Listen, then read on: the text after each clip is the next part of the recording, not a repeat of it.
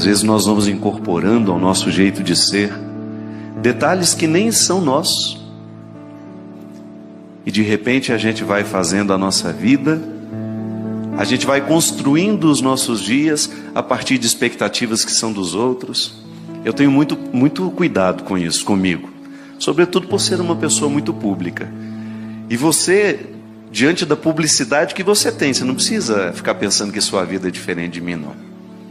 Mesmo você não aparecendo na televisão e não tendo muita gente prestando atenção na sua vida, se bem que as redes sociais todo mundo presta atenção o tempo todo, né? Acabou a vida privada. Mas é impressionante como às vezes nós passamos a ser vítimas e reféns daquilo que os outros imaginam de nós. É muito triste quando você percebe que você está pautando a sua verdade pessoal a partir das expectativas dos outros. Isso pode acontecer dentro do casamento. Muitas vezes uma pessoa pode abrir mão de ser quem ela é, porque ela vive para poder cumprir as expectativas que o outro alimentou.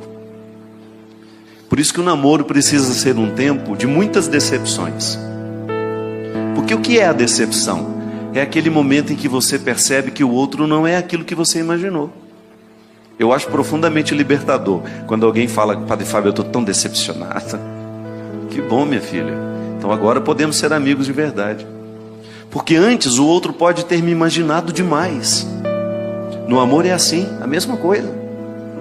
Volto a dizer, você nas instâncias que são suas, eu não sei o tanto que você é conhecido na sua cidade, no seu bairro, na sua rua, mas você é conhecido de alguns.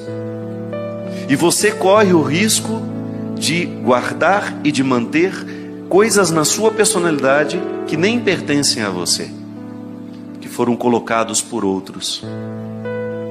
Eu gosto muito da experiência que Jesus nos fala no Evangelho de Mateus, uma parábola que ele utiliza-se de um exemplo do campo, porque Jesus era um homem simples, ele não falava de filosofia. Paulo fala filosoficamente. O apóstolo Paulo, quando você pega os escritos dele nas cartas, você tem ali um intelectual falando. Jesus poderia até ter essa capacidade intelectual, mas ele falava de maneira simples. Porque a missão de Paulo é diferente da missão de Jesus. Paulo tem o grande objetivo de tornar Jesus conhecido no meio daqueles que não acreditavam. Então ele precisava das rebuscações, intelectuais para poder para convencer aqueles que estavam ouvindo, para que pudesse dar a ele uma credibilidade. Jesus é muito direto. Ele fala de maneira muito simples, porque o grande desejo dele é tocar e transformar o coração de quem o escuta. Então você vai ver em muitos momentos Jesus utilizando-se de exemplos da vida do campo, porque ele falava com lavradores, ele falava com pescadores, e essas pessoas só podiam entender se ele falasse assim, com essa simplicidade. Mas essa simplicidade é de uma profundidade que ainda hoje continua nos falando. Deus nos fala com a voz que a gente sabe ouvir. Ele não vai falar com você a partir de uma linguagem que lhe é diferente, não.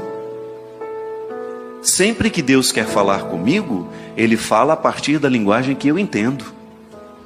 Ele vai utilizar-se de todos os recursos que são próprios da minha alma.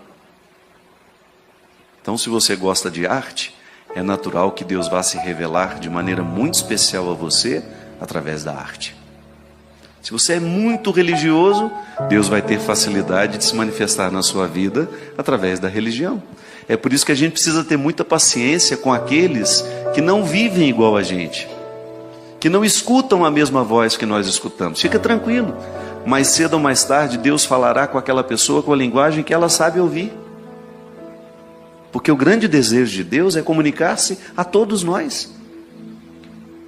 Você como pai, você não precisa falar linguagens diferentes lá na sua casa? Você como mãe, tem 5 filhos, dá para falar igual com todo mundo? Não. Seria uma tolice da sua parte querer falar com todos os seus filhos, utilizando-se da mesma linguagem. Você fala de um jeito que o seu filho, aquele específico, entenda. Porque é seu desejo comunicar-se. Por isso que é bom a gente observar o outro. Porque lá você vai com um jeitinho que vai facilitar a palavra cair no coração dele. Quando eu falo a palavra, é o dia a dia. Não estou falando só da palavra de Deus, não. Às vezes você precisa dar um conselho para uma pessoa, você sabe que aquela pessoa está necessitada daquele conselho, mas se você chegar com os recursos errados, como diz a própria palavra, a Sagrada Escritura, é jogar pérolas aos porcos. Não que o outro seja um porco. Não.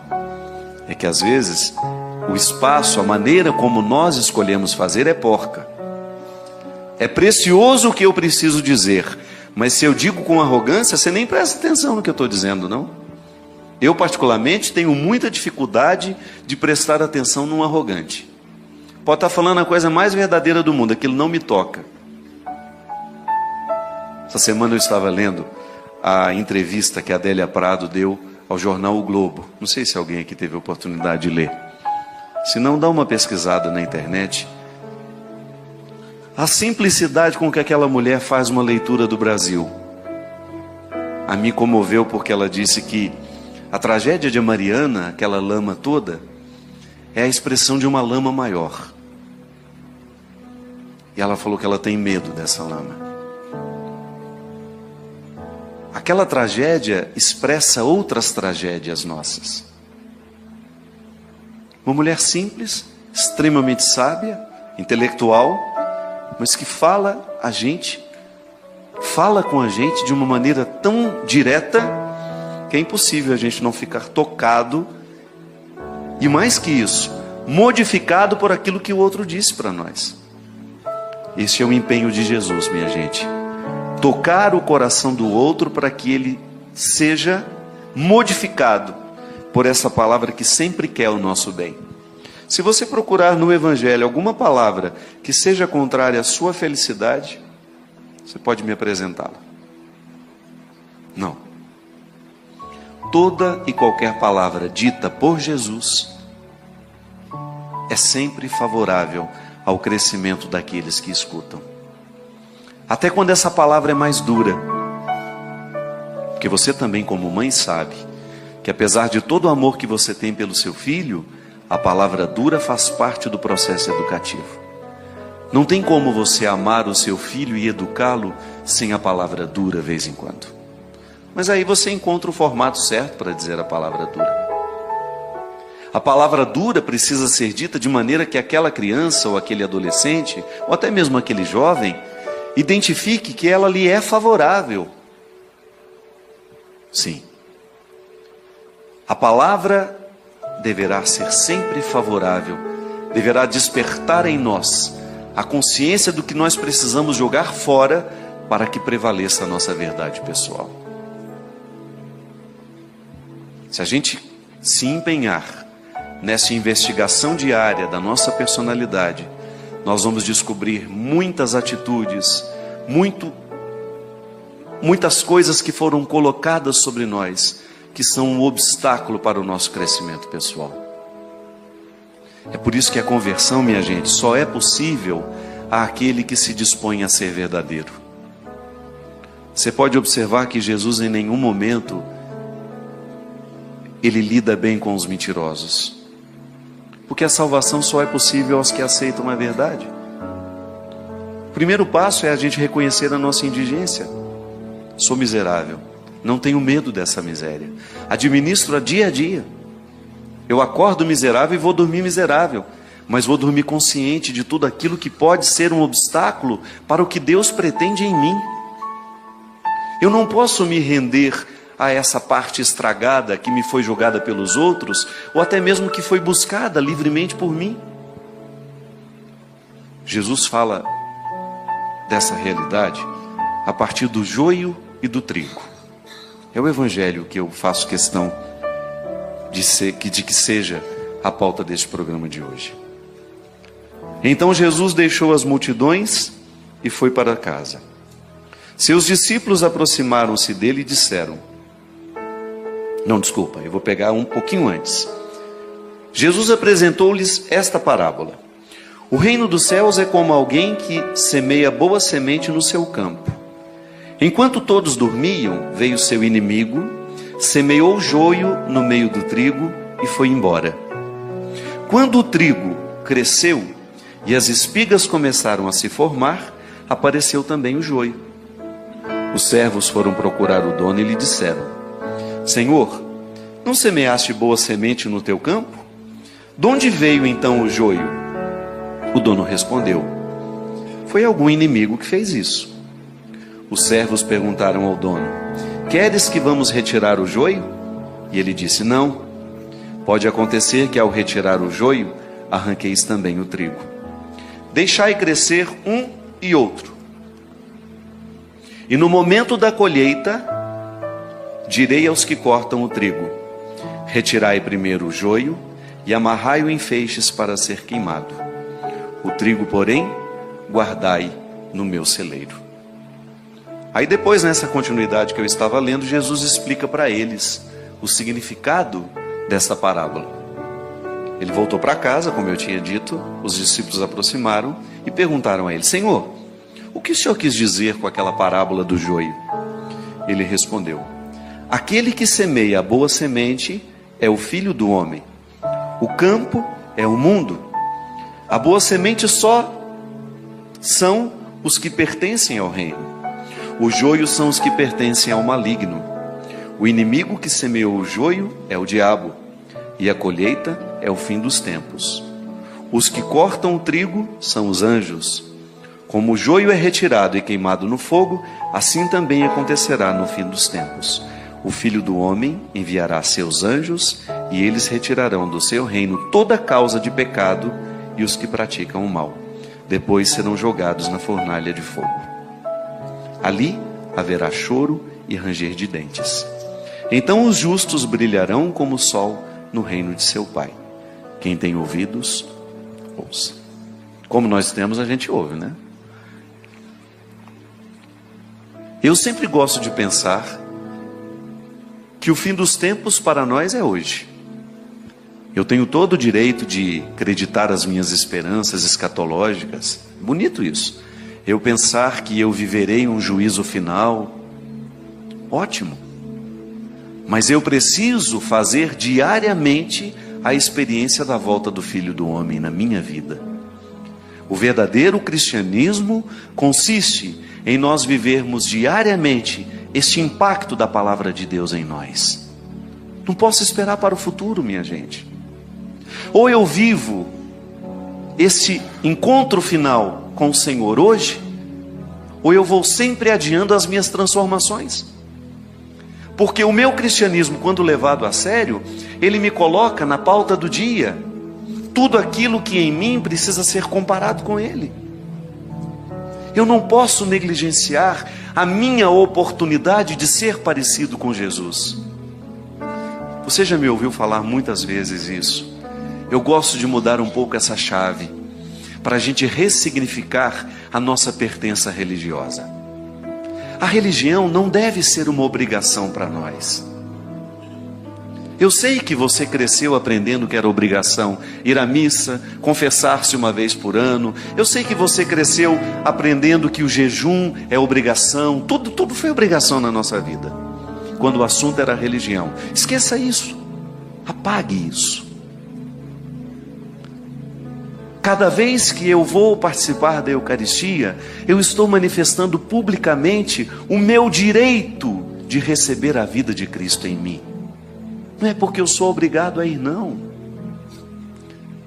Obrigação é um conceito muito frágil para ser sustentado nos dias de hoje, onde as pessoas têm tanta consciência de liberdade. Isso pode ter funcionado no tempo dos nossos avós, que subjugavam a vontade de seus pais, de seus superiores. Não, quanto mais livre vai se tornando uma pessoa, menor é a sua necessidade de obrigações. Quanto mais livre o coração se torna, menos você quer obrigações, você quer direitos. É igual a cidadania. Eu não jogo lixo na rua porque alguém está me observando e depois vai me punir. Não, não é por isso não. é porque eu tenho consciência que eu sou cuidador daquele lugar e eu tenho o direito de que ele permaneça limpo. Modifica, é uma chave que modifica dentro de nós. Eu quero ser parecido com Jesus. Quero sim, no meu modo de pensar, no meu modo de agir, no meu modo de ser, no meu modo de falar. Porque eu já concluí, a vida me fez concluir, que quanto mais parecido eu sou com Ele, quanto mais eu faço as escolhas que Ele fez, quanto mais eu penso como Ele pensou, maior é a oportunidade que eu tenho de potencializar aquilo que Deus me deu humanamente falando. Aí a gente ganha, você ganha, eu ganho. Por isso, cada vez que eu vou dormir sem ter feito o meu juízo final, que você pode chamar do que você quiser. Todo homem, toda mulher que leva a sério o seu cristianismo, precisa fazer o seu juízo final antes de dormir. Como foi que eu vivi hoje? Como foi que eu tratei as pessoas? O que eu escolhi hoje? O que eu vi? O que eu ouvi? Quais foram as escolhas que determinaram hoje o meu jeito de ser? Aí você está fazendo o que Jesus falou, dando uma olhada no campo da sua vida, na seara da sua vida, e identificando onde é que está o joio, que é aquilo que pode ser favorável ao seu crescimento humano, e onde... O joio não, né? Desculpe-me, é o contrário. Ainda bem que você estava atento e me olhou assim. Onde é que está o trigo? Tudo aquilo que é bom em você. Quantas pessoas semeiam trigo na sua vida? Hoje, por exemplo, muita gente pode ter semeado trigo na sua vida. Em mim, muitos. Um sorriso bonito que nos oferece é um trigo que cai no nosso canteiro. Uma palavra bonita que nos oferece. E quando eu falo bonita, comprometida, o bem.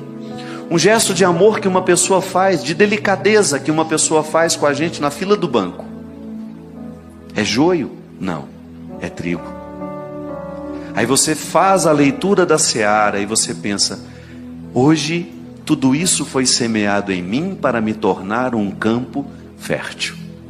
É o reino de Deus crescendo em mim e em você através das nossas escolhas. Mas eu sei que também tem muito espírito de porco solto pelo mundo afora. E tem muita coisa ruim que cai o tempo todo sobre você. Uma fofoquinha que você vê no Facebook, você dá asas àquilo, aquilo te desagrada, te deixa chateado. Uma briguinha que aconteceu ali no Twitter e você levou aquilo a sério. Ou até mesmo uma fofoquinha que você fez, uma palavra maldosa que você soltou, uma palavra que você sabe que não edifica quem lê. Apenas por um mecanismo de carência, muitas vezes a gente faz. Nós semeamos joio nos outros e os outros semeiam joio em nós, é natural. Tem gente que tem a mão cheia de joio o tempo todo, porque está precisando se curar, está precisando ir para terapia, está precisando de um bom psicólogo, um bom terapeuta, um bom psiquiatra. Tem gente que faz estrago no mundo o tempo todo, semeando misérias. Mas nós não podemos admitir esse papel ser nosso. Cristão, não, a nossa postura deve ser outra. O nosso compromisso deverá ser diário, em não permitir que o mundo seja semeado por coisas ruins a partir de nós. Então, minha gente, quando nessa canção a gente diz, nem tudo que sou é meu, é você ter coragem de jogar fora aquela mágoa, porque ela foi semeada por alguém que só tinha joio no coração. Não leve para a cama. Nem tudo aquilo que você se tornou é você. É preciso ter coragem de arrancar pela raiz. É preciso ter coragem, se for preciso, recomeçar a vida, mas a partir de uma verdade. Reunir o trigo que foi semeado em você, tudo aquilo de bom que você recebeu dos seus pais, dos seus amigos, das pessoas que passaram pela sua vida, porque até mesmo as pessoas que nos amam, ainda que não estejam conscientes disso, jogam joio no nosso processo humano. Quantas coisas eu precisei renunciar depois de grande, porque eu tomei consciência que aquilo não me fazia bem. detalhes da personalidade da minha mãe, do meu pai, dos meus irmãos, da própria influência que um familiar às vezes exerce sobre nós. Eu tenho certeza que aqui, e muita gente que nos assiste em casa, conhece pessoas que ficaram emperradas na vida por causa de relações doentias familiares. Porque não tiveram coragem de arrancar a raiz que até então lhe prejudicava de ser quem ela era. Essa parábola do joio e do trigo, ela deveria ser lembrada por todos os dias antes da gente dormir.